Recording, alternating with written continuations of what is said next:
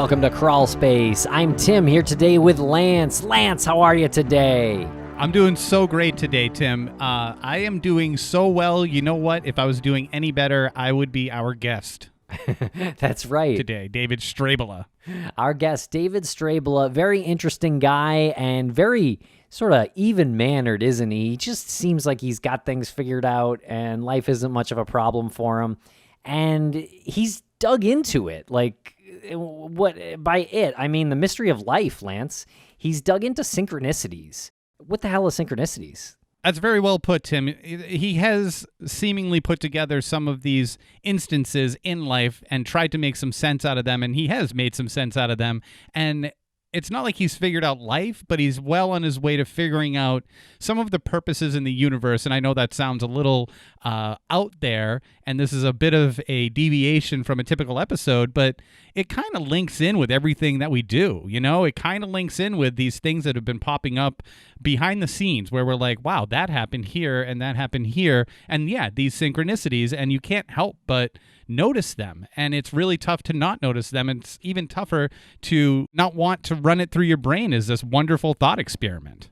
Absolutely. And I think learning about this can potentially help folks. I know it helps me a little bit. So sort of deal with the chaos of life and sort of just understand that maybe sometimes there's more working than we realize. And sometimes you could just got to commit to something and throw yourself into something. See where the universe takes you. See where your journey takes you. I guarantee if you're having any doubts as you're listening to us in this intro, those doubts will be set aside when you hear David Strabala speak. He has done everything from filmmaking to screenwriting. He's also a journalist. He was a journalist back in his 20s. He's also a social worker. He's a clinical social worker, and he considers himself a storyteller as well. And he made a documentary called What Is Synchronicity, which you can find on his website, davidstrabala.com. That's David, David, Strabala.com. Be sure to check that out and read up about him. Check out this interview and just go along for the ride. Like he says, it's all a flow. Just go along for the flow. And a quick definition here, synchronicity is a concept first introduced by analytical psychologist Carl G. Jung to describe circumstances that appear meaningfully related yet lack a causal connection. And I think most people listening have probably experienced these things. Maybe they haven't heard the term or heard someone really talk about it, but I bet you've experienced it. And we had a recent guest named Gary Lockman who wrote a book on Carl Jung where we talked about synchronicity for probably like 15 minutes of that episode. So that was like a month ago. If you're really interested in this topic, I definitely recommend listening to that episode as well. And before we go to the interview with Mr. Strabala, Tim, what are you doing on June 17th of this year? You mean next week? Oh, I can't wait, Lance. I mean next week. We're both going to be in Saratoga Springs, New York at Putnam Place on June 17th from 6 to 9 p.m. It's an event, Lance. It's Saratoga True Crime Night, hosted by Saratoga Living and our friend Marcella Hammer from the Saratoga True Crime Club. We're also going to be joined by our friend and colleague. The scene there, Tim, is going to look like the Beatles getting off of the airplane when Josh Hallmark arrives with us. People are going to be passing out of excitement. Not only that, but we have Toby Kirschman of DNA Investigations, LLC in the house as well. That's the person who worked on the Golden State Killer case. And Dr. Christina Lane and Dr. Christopher Kunkel from the Cold Case Analysis Center at the College of St. Rose. This is going to be a blast. Josh Hallmark of True Crime Bullshit, us, oh my God, all these experts. Lance, this is going to be too much fun. So go to eventbrite.com and search Saratoga True Crime Night. That'll pop up. Get your tickets. They are selling fast. We can't wait to finally see you. Thanks a lot, everybody.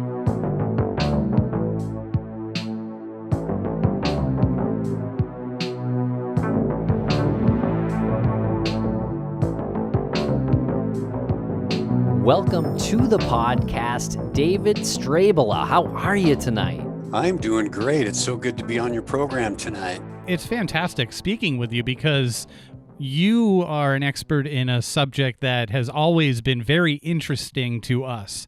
And we finally have the opportunity to speak on a platform that enables a lot of people to hear sort of the inner meaning of this whole synchronicity, otherworldly type occurrences that just it's fascinated us for a long time, and I know that it's fascinated a lot of people on many levels. And you're an incredibly busy human being, and we appreciate you taking time out of your incredibly busy schedule to be here.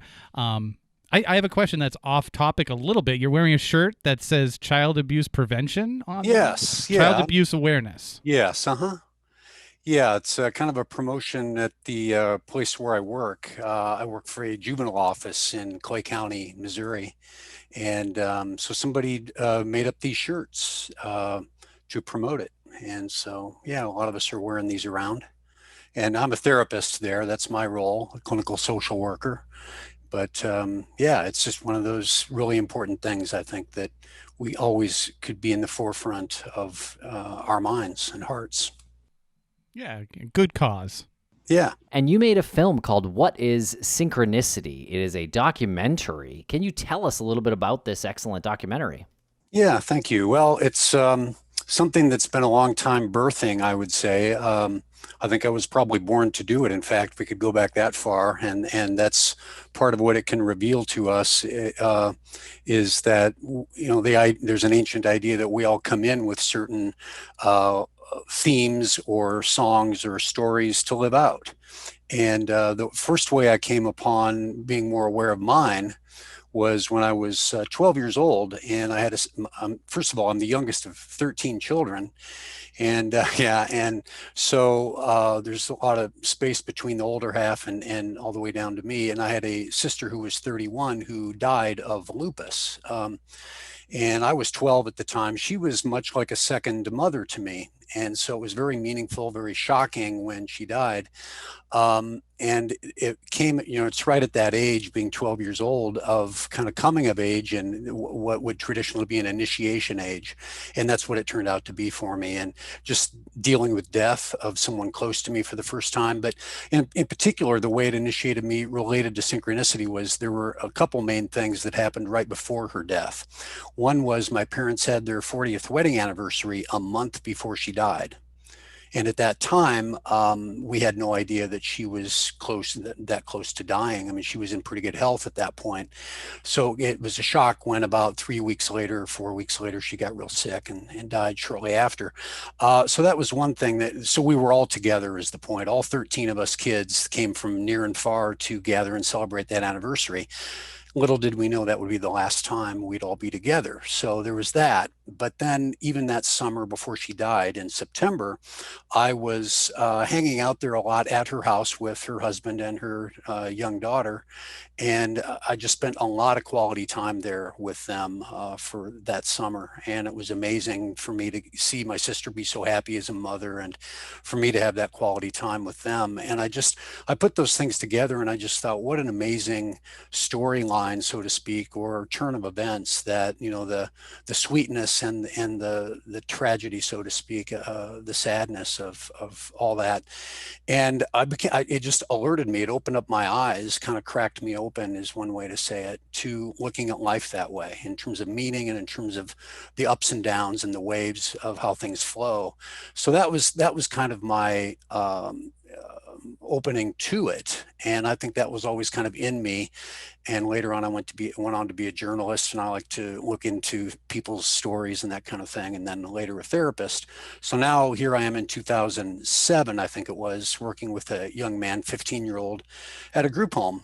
And so I'm coming to see him maybe for the third or fourth time as a therapist. And he says to me, you know, I'm always in the wrong place at the wrong time. And I thought, yeah, that's true for so many of us, you know. But for some reason, what came out of me was a question back to him, which was, I wonder what it would be like for you to be in the right place at the right time. And he thought, well, that's a good question. Let's talk, so we talked about that for about 10 minutes or so. And it was amazing. It was a great discussion. He had great insights about what he could do different in his life and what his gifts were and things like that. We got done and he says to me out of the blue, he just goes, that was cool. You ought to write a book about that. And I'm like, holy cow. And it just stuck. I mean, he was coming from the heart. So I started looking into it. I tried to shake it off. I kind of thought, oh yeah, right. Well, I had no reason to write a book at that point. I was happy and fine in my life. No big thing seemed to, be that where I needed to do that, but it wouldn't go away. And so I looked into it. There were so many books already on it, and I didn't really know what my niche would be on that topic. So eventually I stumbled upon someone who we were talking about it, and she happened to be an actress, and that just triggered me to think, well, I wonder about a movie, a documentary. And sure enough, at that point, I couldn't find another one. So I started hanging around the film clubs in the Kansas City area where I live. And one thing led to another. And pretty soon there I am doing it. Even the way I met my director of photography was synchronistic and kind of got me into that. So real quick, I'll tell you that part to kind of finish this up as far as my getting into this.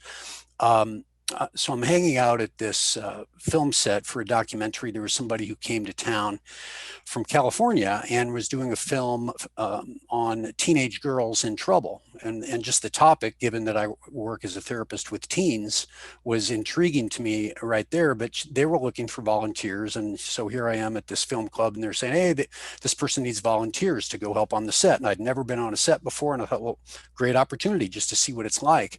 So I'm hanging out there that weekend and just doing this and doing that. And I met the guy who was the lead sound guy for the set. And we got to talking. He said, what are you doing here? And I said, well, I'm, thinking about considering doing a movie on synchronicity, a documentary. And he goes, oh, I know about that. He said, I've actually studied Carl Jung and some of that. I'm like, holy cow, Of course. Yeah. What are the chances, of that? And so we got to know each other over the weekend, and pretty soon, here we are at the end of the weekend. And here's the moment where I jumped in, because we exchanged our phone numbers and whatnot, and kind of thought, well, we'll meet up at some point for coffee or something. But as we're walking sort of accidentally together toward our cars, he says, he kind of turns, he goes, well, are you actually going to do that film? Kind of like, are you serious about it? And at that point, I knew that I could not be lukewarm anymore. Like, I'm thinking about it. I'd been thinking about it for months, and I knew at that point I needed to jump in. That was sort of a calling. And so I said, with about 2 or 3 seconds of realizing that, I just automatically came back with, yeah, I'm going to do it. And that's when I jumped into the ocean, I guess it was, of the project. And sure enough, about a week or two later, there was somebody coming to Kansas City from the UK who I knew would be a great interview. And I contacted the manager, and they're like, yeah, bring it on, we'll interview with you. And so I contacted David. His name's also David, who's the director of photography. And he's like, great, my timing is good. I just finished a project. And so we met. I didn't even have a 1-page summary for him, which is kind of a standard thing. And he didn't care. And I just couldn't come up with one. And so we just talked and started. And that was in late 2008. What a cool story. I don't mean to jump to the end, because I know this will be sort of a winding journey. But for people who have not experienced synchronicity, what do you tell them? Well, my guess is they probably already have, only they may not know it, or they may not know what to call it, because it comes in very many different forms. It can be tricky, and sometimes it's not really a synchronicity, it's just your mind making it up. So for the skeptics out there, I join with you and encourage you to remain skeptical, but also I hope you can remain open. And that's part of holding the tension of the whole experience. So, it does come in so many different forms. But basically, it's something I would say to somebody, it's meaningful coincidence. And so something on the outside happens to occur, or you witness or whatever, and it matches up with some state inside you. That state can be a thought or a goal or an emotion or a dream, something like that. And it just is so coincidental that it kind of makes you stand back and go, "Whoa, what was that?" And so I think most people I mean, maybe not everybody, but they might have to work hard to think about it. But I think most people probably have had something like that happen. But again, our society kind of doesn't really encourage a lot of exploration of that experience. It tends to get kind of pushed aside or minimized, and so to feed it and to wonder about it and hold it, in fact, over months or years, in some cases, it won't really fill out. You'll have something happen. I can give various examples, but something will happen and it'll be a week, a month, a year, whatever later. And then the meaning of that thing that happened, like a dream, let's say, will just pop into place and you'll go, holy smokes, it's, what is that anyway? And suddenly it's got meaning and direction, and kind of a coherence for your life, because if you've lived long enough, you can kind of look back on life and go, oh, I kind of see now why that needed to happen. It really sucked at the time, but I learned something, or something really meaningful came from it. And therefore, even though I wouldn't wish to have it again, it served a certain function or purpose for you. Oh, that's really interesting, because I wrote down a question, which was, do these things happen very quickly? Like, what is the time frame or the duration of the person identifying, or the thing happening, the person identifying it and then identifying the synchronicity? You're saying that this could be something that can span years. It could, yeah. And there's at least an example or two, I think, in the movie where something like that, or one of my sources there gives an example like that. And also it can kind of evolve over time, and that's where it gets even more tricky. Maybe I could tell a story of one that I had that evolved over time, and to give you such an example. So this happened this was before I was in the process of making the film. It was probably 2002 or 3, something like that. So I'm dating a woman. One of those classic stories that many of us can relate to. Somebody you're dating, and you think, oh, this isn't working out, and we need to break up. And so that's kind of where we thought we were, even though we were ambivalent about it. We thought maybe we could make it, but now let's split up. So we did. And it was maybe about a week or two later, I was driving, taking an exit off of an interstate here in Kansas City, and I pulled up behind a red car, and there was a woman driving it who had dark hair, much like the woman I had just broken up with. And it was the same make and model as well. And it had a license plate that was personalized, and it said "wait" and then the number 4, me. Now, maybe I should have told the first part of the story for that to make sense, but the first part is that was a theme when we met, that I was kind of needing to wait for her because she had just gotten through a divorce. And so she was kind of saying, you might need to wait for me for a while to really be fully, present in the relationship, that kind of thing. So that was already, in kind of running in the background of me and the relationship. And so here's this license plate with the same color, make, model, and a woman with the same color hair driving it, and the license plate that says "wait, the number 4, me." And it just, made the hair on the back of my neck kind of stand up. Like, I almost wanted to get out of the car and run up to her and say, "Who are you anyway?" Make sure it wasn't her. It was that close. Now, not everything about it, obviously. Maybe the car was, in small detail, a little bit different or something. So it's not about the exact precision of something, but it's close enough. And the point is, the thing I would say to people is, if it's got a meaning to you on the inside, especially if it really, your body feels it, that's one of the best ways, I think, to tell. It really breaks or curves on the meaning for you.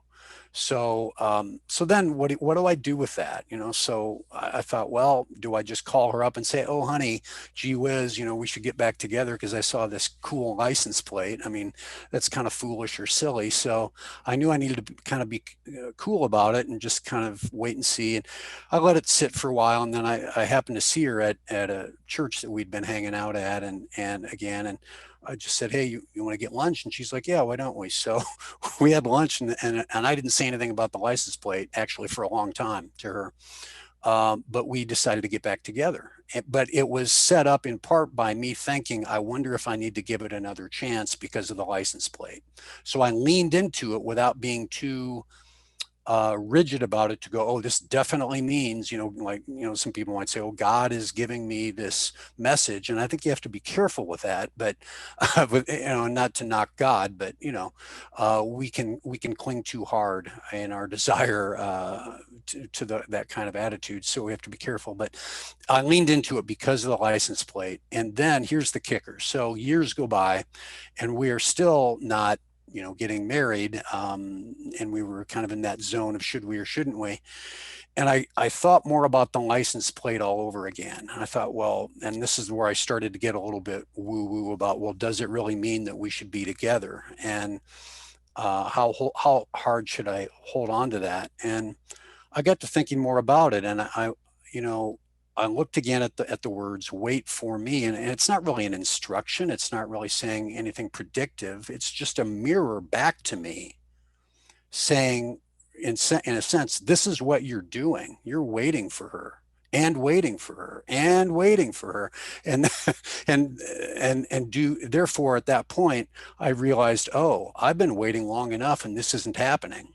We've been together for years and it's nobody's fault. I'm not blaming her or me, but the facts on the ground were such that this was not happening. And once I faced that, then the license plate had a different meaning. Then it wasn't anymore like this is destiny and we're supposed to be together. Then it was more about, oh, now I see this is a theme in my life that I do perhaps to a fault, and it's time to let it go. Does that make sense? It does. It does. And this is really interesting stuff. You used a few words like destiny. The word fate came to mind, and we were talking about religion a little bit. So how is this different than those things, fate, destiny, and religion? I think that it overlaps, especially with fate and destiny. I think religion would be something that I see. Carl Jung, who coined the word, was trying to create space for a psychological principle related to acausality. So he was even though he's very much into spirituality in his thinking and in his experiences and so on, I think he wanted to try to carve out a space that was somewhat off to the side so that it didn't involve belief in God so much. So he's not against it. It's a way of saying, let's do something a little different with this, because of the fact this isn't about God. It's about how we relate to God, which sometimes can be too rigid. And we think, well, I prayed to God and therefore I should be getting this or getting that. And we can get wrapped up too tight in it with our expectations, and therefore we're not as open as we need to be to what really might be going on. Just like I had to reopen myself to new meaning about that license plate. Some people want to go that way. I'm not here. I don't want to judge and say, oh, you shouldn't include God in it. I mean, but I just think people should be a little bit careful or more sophisticated about not getting caught too much with only a religious view of it. I think everybody, I'll put it this way. I had a philosophy or religious studies instructor in college at Iowa State many years ago who I was interviewing him for an article for the student paper, and he just kind of came out with this, and I really liked it. He said, I'm in this place in life after many years of studying this and that. And he says, I'm of the opinion that anything that moves somebody a little bit closer to God or whatever you believe, ultimate reality or whatever, anything that moves somebody a little bit closer to that is probably a good thing. And anything that moves somebody away from that is probably a bad thing. And I love that probably part, because the good and the bad play off each other nonetheless, but you want to lean into what you believe to be the best thing in a given moment. So what's good for one person in one moment can turn out bad the next, and they need to get away from it or whatever. And everybody's in a different place. So I just think, if something strikes you in a certain way and it's meaningful and it moves you and helps you grow, that's probably a good thing. But don't cling too tight to it forever, because something else will probably come along to jar you out of that. In fact, here's a quick little quote that I really like. I think that differentiates it real well. I think it's Banksy and maybe somebody else who has said this quote. It goes, Art disturbs the comfortable and comforts the disturbed. Or maybe it's vice versa, but in terms of the order he says that. But I like that idea, and I think synchronicity and these kind of experiences are that way, that there are times we need to be comforted, especially if we're taking a new risk or reaching out in life in a new way. And so we need some comfort or support. And other times we've been complacent or we've been stuck, and something needs to come along to kind of kick us a little bit and disturb us. And so synchronicity does both, in my opinion.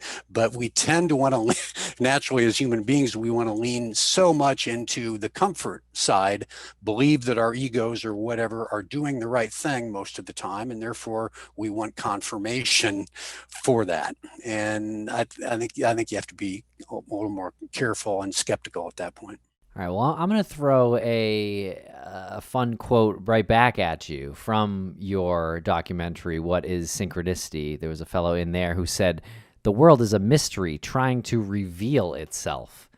So what does that mean to you? Is that, obviously we're talking about the same kind of thing, but what does that mean to you? I really like that one a lot. That's one of my favorites. And yeah, Michael Meade said that. And one of the things that what it means to me, I might put it this way. Some of the ancient ideas, tribal ideas and traditional ideas around kind of our source and our life have to do with the idea that we are born, as I said earlier, to live out a certain kind of life. But the thing is, we tend to, as we're born or come into this world, we forget what that is. So a lot of life, they would say, is remembering what you came here to do before you incarnated, so to speak. And so that's the mystery, is can you unfold that mystery, perhaps much like a detective, frankly, and kind of involve your inner detective to search out what's really going on in you, what's calling you, what's challenging you, and that sort of thing. So to me, that's from a personal standpoint, I think that's a lot of what it means is this, and that synchronicity can help you remember what that had to do with. One of my biggest concerns with synchronicities is forcing it. And you used the term tuned in. Like if you're tuned into it, where's the line between being tuned in and looking for it and making it happen in your head? It is a fine line. And I think, there's this one idea I like is that you don't know what's enough until you've gone too far. so you may end up sort of going too far in terms of forcing something, and then that's when you discover, oops, and so being in touch with your body and whatever the feedback is that's going on in your life, in terms of what you get from other people or whatever, can be very helpful, and it's important to be open to that. Yeah, I think if you're into too much magical thinking, I mean, life is magical, and I think we need to have a sense of wonder about that and encourage that. But for me, it would be to make sure I'm grounded. I tend to be kind of a flying boy, which can be good for noticing synchronicities. But the thing then is to ground it. What kind of activity, what kind of thing am I doing to stay active in this world, so I'm not, too much up in the clouds. But there's also I've been listening a lot to Alan Watts, the philosopher, who, if you don't know, he died in 1973, but he was a great kind of translator of Western thought and or Eastern thought and experience to the West. And he talks about the Eastern idea of Wu Wei, which is basically knowing what the right action is based on the circumstances and the character of the moment is a very brief description. So one thing that can help is to know yourself, to the extent that you know yourself, that can guide you a lot. You know what fits and what doesn't fit for you. And another thing would be to learn about archetypes, which are simply patterns of behavior that relate to a certain species. And for the human being, it would be anything having to do with drama, the roles that we play, the kind of events like initiation or passages that happen. And the more you tune into some of those things, I think then you can view the world through those kind of maps. They're sort of psychological maps. And then you kind of get a bigger picture of what's going on in your life, what's going on perhaps in the world, and you know what you're swimming in, basically. And so that, for me, that's a great guide. And in the documentary, you mentioned a condition called apophenia, which is the tendency to perceive meaningful connections between unrelated things. And that was the first time I ever heard of that, and that was really interesting to me. Hearing it having been classified, like sort of making connections where there aren't. Yeah. So yeah, that's the first time I'd heard of the word as well when I interviewed Bernie Beitman, one of the sources for the film. And there's a kind of a struggle going on, you could say, with the two halves of our brain is one way that he explains it. You have the left side, which is more associated with rationality, concreteness, and so on the right side, which is more about emotion and intuition and so forth. So we are a meaning seeking species. So there's part of us that's just kind of always looking for meaning. So and that side can overdo it, and look for stuff or think there is something there when there isn't. And that needs the other side to check and balance it. But of course, the left side can be too dry, too rational, and therefore it needs some moisture from the imagination, from maybe even a little bit of fantasy or whatever. And so you really just, it's a matter of kind of working out that balance and not being too caught on either side, and know that they, kind of will play off each other in hopefully a creative way. You also say that this is the GPS of the universe, which I thought was really cool. I love the idea of sort of triangulating to a point without realizing that that's happening. Like having, because everyone has like a natural sense of direction, whether it's really good or really bad. And I always kind of imagine it being these triangles that sort of move to these locations and point you in the right direction. And the concept, the notion of the universe having that is really appealing to me. And it goes back to your point about the world wanting to reveal itself. Do you think it's the world that wants to reveal itself, or is the world that wants to guide you to yourself through this GPS system?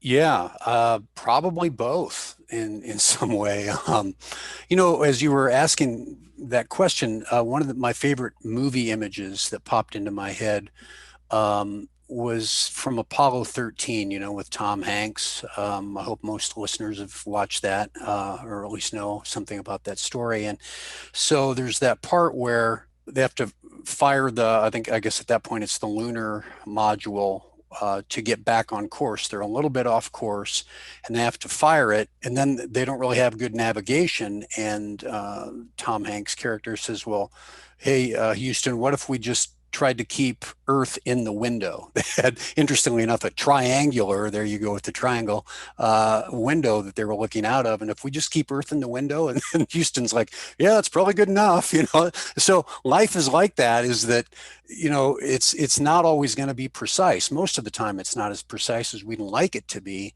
And especially the more time goes on and we live with all this uncertainty and chaos in the world right now, it's going to be more that way. So here they are firing the thing, and and it's like a balloon that you let the air out of and it just squirts all over the place unpredictably, right? And so they're trying to battle, the different mechanisms manually, and they do, of course, end up being with Earth in the window. But I think it's a great image for how life knocks us around. We're trying to keep going toward whatever home might be, let's say home in our heart kind of idea, or where our imagination seems to be calling us.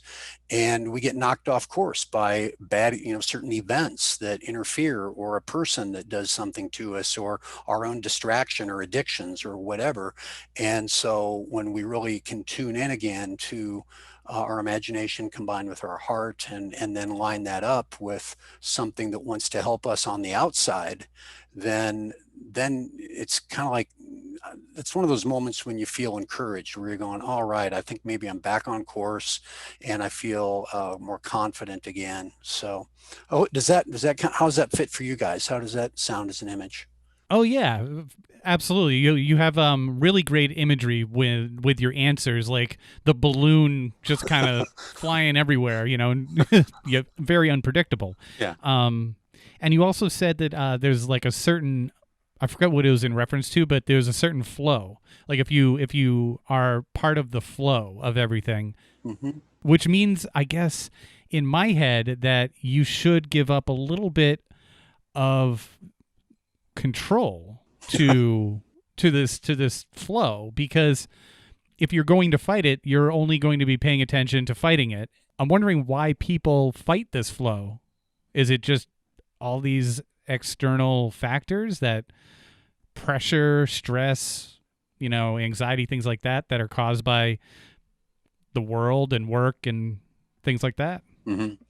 Yeah, again, a great question. I mean, that hits right to home as far as one of the main ways in which synchronicity can help us, and one of the main obstacles, which is ourselves. But that tension between, to answer your question, the most basic thing would be fear that gets in the way. To let go means to face some kind of fear, the unknown, something unfamiliar. We like the devil that we know better than the devil we don't know, even if it's something bad. Typically, until it gets so bad that we go, okay, I guess I have to can it now and try something else. But there's this tension of, I want to do it, but I don't want to do it. I want to jump, but I don't want to jump. And just that tension can build it up in such a way as to really help you define and commit to it. Much like the story I told about when David, my director of photography, said, are you really going to do this film? The tension had been building up and building up for months for me about first doing a book. Oh no, let's do a movie. And am I really going to do it? I don't know. I've never done one before, et cetera, et cetera. All the doubts and so on were just stirring. So there can be this moment where you make a leap of faith, and for everybody that's different. But I think it's important not to get too hard on ourselves and just get too simple and say just do it. Sometimes that works. One thing I say to people is anything could work, but nothing works all the time. So trust yourself, and if you think you need to wait a little longer and you're not ready or something, maybe you do that. But then, as you get to know yourself better, then when you need to jump. You can kind of feel it, hopefully. Yeah, and I think you're hitting on something that is very personal with each person when you experience these. I think how it feels to you is something you really need to take note of. Is that something you agree with? Yeah. Yeah. Again, everybody's personality is different. Style is different. So I think you need to take that into account. And that's part of knowing yourself, knowing what your personality styles are, because what one person's style or recommendation for you might be way off, because your personality and needs and styles and so on are different. So it really is important to get to know yourself, trust yourself, play with it. Maybe don't be too serious about life. That's certainly been one thing I've learned to adjust to. Is I took these things pretty seriously, and the more I got into it, the more I've kind of learned I need to lighten up and play and just kind of smile at some of these events when they come along, and if they don't go my way or whatever. So yeah. Right. And so then, are synchronicities always a sign of a good thing, or sometimes they can be sort of included in bad things? Exactly. Are you kidding me? That was my question. I had it written down. Literally about to ask that question. I was actually going to ask something else until David ended the sentence with that. Yeah. That was the first question I wrote down. And so you guys just had a little tiny synchronicity or coincidence, or at least a coincidence. Whether Show it's over.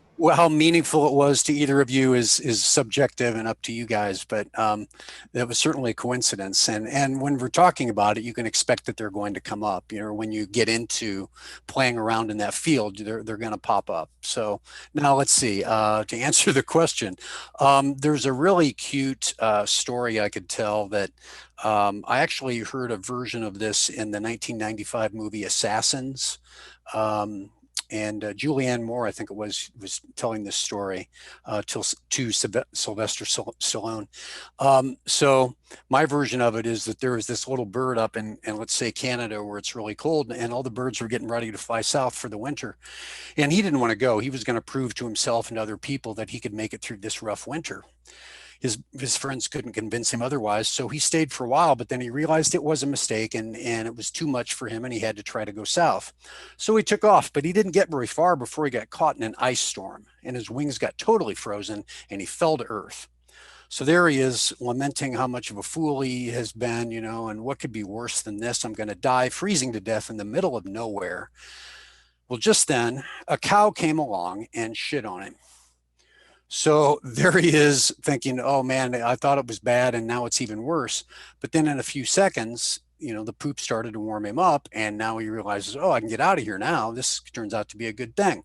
So he's flapping his wings. He gets his head above the cow pie, and he looks around. He sees a bush nearby, and he's thinking, I'll be out of here. I can take cover under the bush, and then we'll wait for the storm to pass, and everything's going to be fine. So he's chirping really loud, like a happy bird does. And what he didn't consider is that there are other animals on that farm, especially the farm cat. And the cat heard the chirps, came along, found him before he could get out of there, and cleaned him off and ate him.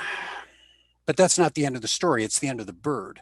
So there are three meaningful things we can take away from the tragedy of this bird. The first thing is, not everybody who shits on you is your enemy. Number two, not everybody who gets you out of shit is your friend. And number three, if you're happy in a pile of shit, you might want to keep your mouth shut. That's good. So the good fantastic. And the bad, yeah, they just blend. And there are other stories like that all over the literature you can find. There's one about a lost horse that's from, I think, China. You can look that up in World Folk Tales. And, the good, the bad just flip-flop very quickly. And a lot of times we miss those rhythms because they take too long to show up, but sometimes they happen very quickly. And it's just a thing of learning to kind of smile, I think, at it and figure out what, you're on a downward turn. Let's see what's down there in the darkness. The ancient idea was there's light or gold down in that chaotic darkness. And the idea for the hero is to discover that, trust it, feed it, follow it, and develop skills and connections, and then come back home. That in a nutshell. So if we learn to do that more, and I think that's one of the things that I like to teach, what stories have to teach, what synchronicity can teach as a tool, is that it is a mutual thing. To go back to an earlier question, there is this mutuality.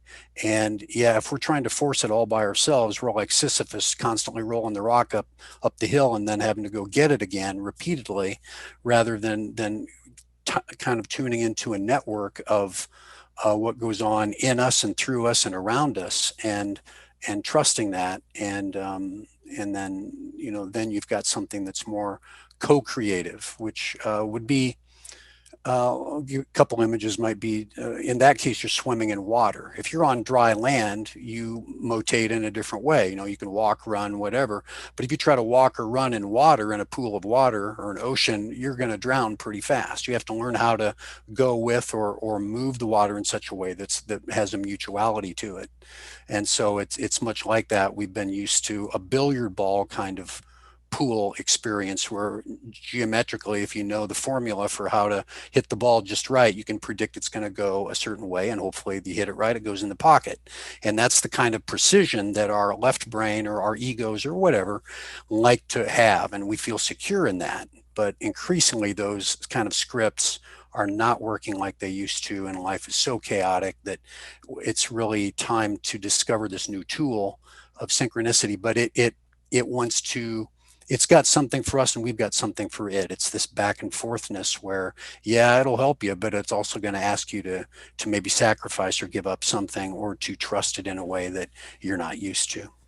Okay, so to sacrifice maybe some comfort. It does seem like that these synchronicities appear most often during times of personal transition, whether that's physical or maybe a job or maybe a relationship or something like that. Mm-hmm.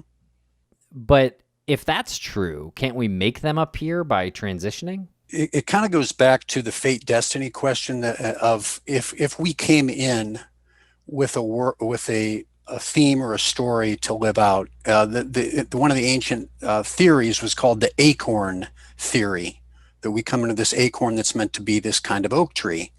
So the synchronicity is there to help you discover what's in the acorn, what's already in you. So if you're trying to simply make it up, you're kind of fighting against a deeper part of yourself. So this is what this does is it assumes that there's not just one center to yourself, to what you think of as self. You're not just your ego. Jung would say you have a deep self that he capitalized capital S. So there are kind of two centers of who you are, the ego, you could say, for one, and then the deep self in this model. And you can use different terms or different ways of thinking about it. But that there's that idea of there's something deeper. Just think of, consider that there's something deeper that has a certain something in mind that connects more to the universe. And so if I'm getting in touch with that, then that's going to bring the most meaning. It might be a sacrifice of comfort or something to the ego, or the part of yourself that thought this is how it's supposed to be. But when you get in touch with that deeper self, then you have a much deeper happiness, a much deeper satisfaction. And so it takes a little bit of experience with that, of trusting that, of something that kind of blows you up enough that you just go, a certain way that I've been doing things isn't working. And then maybe, at some point you discover that, okay, there's other sources of help within me and around me. That acorn theory, is that James Hillman? James Hillman, he didn't come up with it, but he talked about it a lot. That was one of his favorite things to discuss. And his pretty popular book about that was called The Soul's Code. The Soul's Code, right? So I would advise people to check that out if they want to learn more about it in particular. It's really fascinating. I love the idea of all of us being some sort of blueprint that the universe has that can match something else in the universe. You know what I mean? Like the Russian doll type thing. Like yes. we're all kind of coming from each other and from the greater the greater entity that we live in, which we can call it the universe, or we can call it whatever. People will put a religious aspect to it, but I like that idea. I like that thought exercise. Mm-hmm. And one thing I think some people will say when I get to talking with them about it, an objection that people can have is, well, I like the idea of free will, and I don't like this idea that if you say this other thing, then it seems like it's predestined. And I think the truth about that, or I don't know if I want to say truth, but the model or the idea behind it is it's some of both.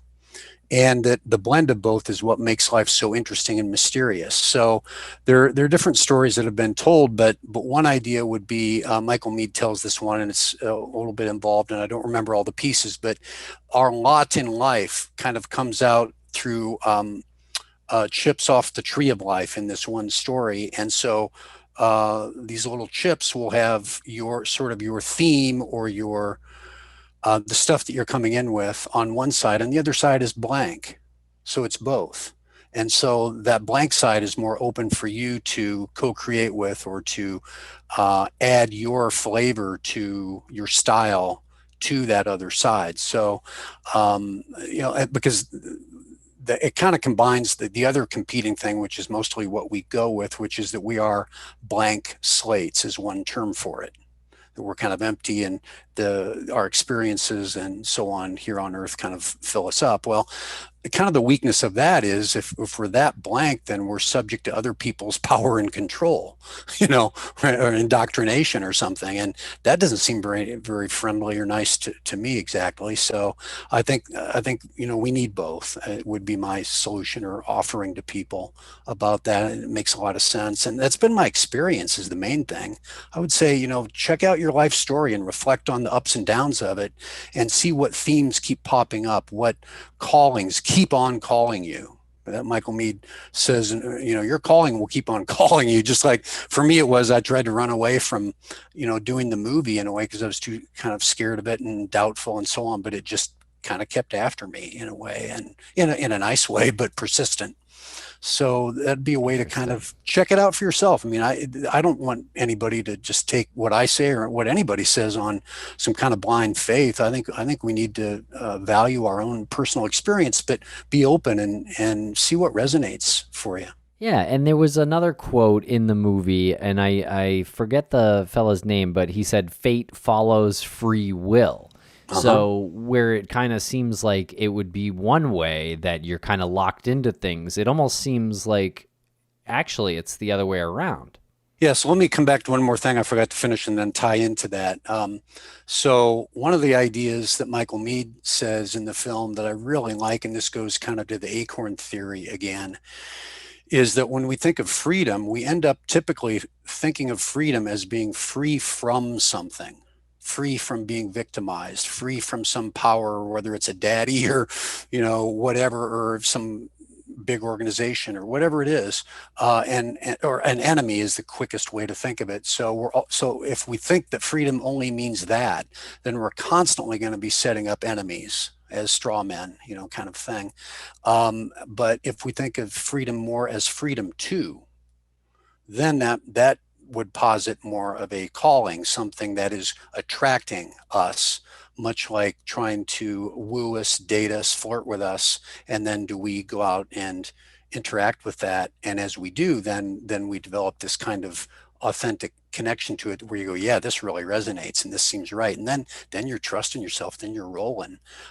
So back to the last question, which I like very much, as far as how to blend that, for me, it's along the lines of maximizing maybe the best chances for certain fortunate things to come your way. There's a very good little paragraph or mini essay or whatever by Goethe, and it goes maybe by different titles. I think you can find it titled "Until One Is Committed." I know it's that way in the poetry book called The Rag and Bone Shop of the Heart that Robert Bly, Michael Meade, and James Hillman put together. So in that little paragraph by Goethe, he basically says that once one is committed, then providence moves too. So you attract all kinds of things to you by the fact that you're committed.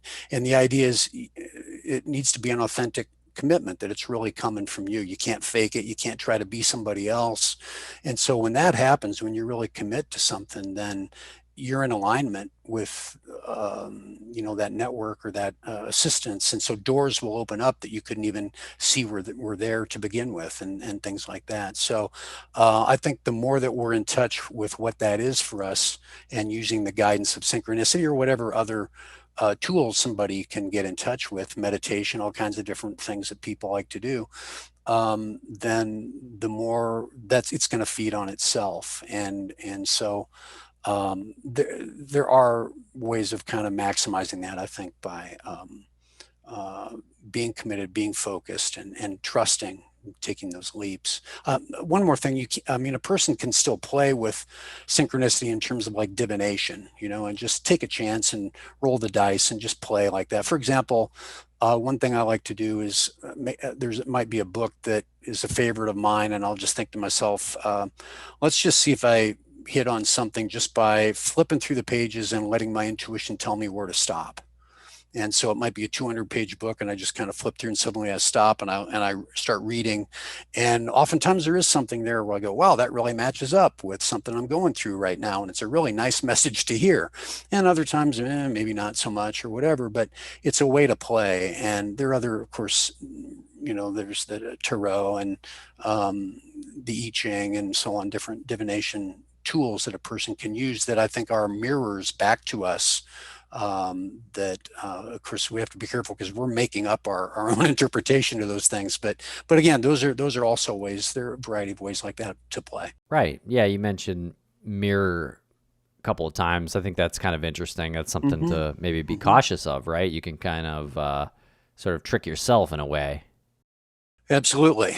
I mean, That's right. We could say that the whole world is a Rorschach test, and and so it's why it's important to continue to check and balance yourself. Kind of have an inner democracy going on, and so yeah, there it is. And what else do you have in the pipeline for projects? Anything that is right in line with what we're talking about tonight? Yeah, actually, what has come to me just in the last month is I'm working on doing an online class around the topic of synchronicity and using the film. And I think it's a natural because, and I didn't intend this when I made the film, but I ended up putting it together in sort of like chapters, certain topics, and each one might be anywhere from 7 or 8 minutes up to maybe 17 minutes. And it's various things about maybe a causality or story or science or whatever. And they're just like I was going through it about a month ago and realized, yeah, they're just the right amount of material broken up into enough modules. I could do an online class of about 7 modules, which is just perfect. And I found a mentor who has a way of teaching how to do an online class that I really like. And the timing of that came along at just the right time. So I've just started to put that together. I'm very excited about it. I'm feeling more confident. A year ago, I wouldn't have been ready. I kind of had a feeling it might, and these are so popular now, doing classes this way. But I'm just kind of inside myself much more ready than I was 6 months or a year ago. And that's just from continuing to kind of explore and do my, inner discovery, inner work. And so, yeah, I'm very excited about that. I hope to have that out maybe early next year. I hope to have it finished then. It always takes a little longer than you think. I thought the movie might take me 2 or 3 years, and it was more like 6. So it's tricky again. Yeah. Once you have that online class live, once it's running, let us know. We'd be happy to promote it. We'd be happy to have you on again to talk about it or wonderful whatever. Thank you very much. I'll be happy to do that. Yeah, absolutely. And David, I've just got one more question here for you today, and it's about the role of intention. How important is the role of intention in all this? It's very important, and it's, again, one of those tricky things. I think it can open doors. I think it goes back to your earlier question about fate and destiny and kind of optimizing the best outcome. Sometimes we're unaware of our intention. We can be very unconscious, and suddenly we get a reflection back in the mirror of life through a synchronicity, or it could be something pretty bad that happens or whatever. And suddenly we go, oh, wow, I didn't know that. I didn't know I was thinking that way. Or could I have contributed to it maybe with my own unintentional thinking or habits? And so, yeah, intention is just one of those very powerful aspects to how we move through life, and it's very important to be in touch and also then to modify it. I hope that helps. Or did you have a more specific thing about it, or? No, that's basically it. I mean, I think it's so important to set a positive intention, especially when you have a goal in mind. And I think on the flip side of that, if you're up to no good, you could set a negative intention and live up to that. Yeah. The other thing might be, where's the intention coming from? Is it coming from a selfish side of me, a greedy side, for example, and I've got to make this happen, which again, then you get into trying to force something, as compared to an intention of being open to what's best for me. What an example might be, what's going to bring out the best of me, and that's a very general thing, of course, to start with, but then you might start getting answers back in a certain way in your dreams or through feedback from other people or whatever, who see you skilled or whatever in a certain way. And so to be open, and that again, then we're back to mutuality, then we're back to co-creating with the universe, and it has a better chance of turning out better and more effective for you. People want any more information about you and about synchronicities, where do you direct them? Yeah, so my website is the title of the film.com. So whatisynchronicity.com. You can find a way to purchase either by, there's a connection that goes then to Vimeo to either download it or stream it like a rental. And you can also buy a DVD if you prefer that through the website. There's also a contact form if you want to reach out to me with any questions, comments, or anything like that. Very open to dialoguing with anybody, and always open to seeing what other people are doing with this kind of subject, and any way I can participate and build community around this. I thought for sure you were going to say go outside and look into the night sky and think about me extremely hard, and then you'll just pop up in their inbox. Oh, David emailed me. That's hilarious. You know what? Do you have time for one very quick synchronicity story that reminds me of? Sure. Okay, so it's maybe no accident that you mentioned something like that. I'm woo-woo, but not that woo-woo. So here's what happened. One of the main interviews I did out in California was with Dean Radin, a scientist at Institute of Noetic Sciences. And here's what happened. So I'm out there, and he says, when we get done with the interview, he says, there's a colleague of mine who wants to be interviewed. And I'm like, okay, how did that happen? Turns out this fellow had gotten an email from Dean Radin saying, hey, there's a film crew going to be in today, and they're about synchronicity. And if you have any, thing you want to talk about or, be interviewed, let him know, and so on. It turns out this fellow, before he got that email, he was meditating as Venus was rising, I think it was.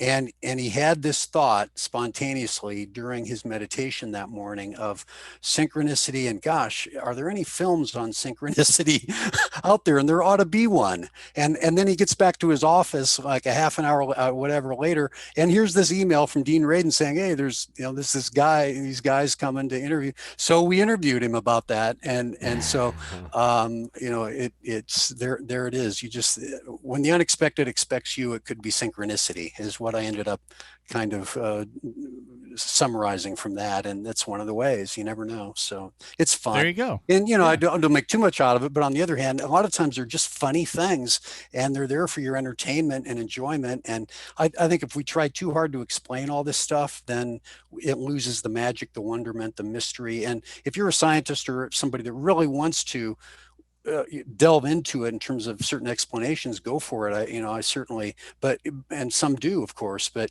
I think the main juice, or a really great, perhaps better way to start to join with it, is the subjective aspect of how does it affect you, and then to go from there.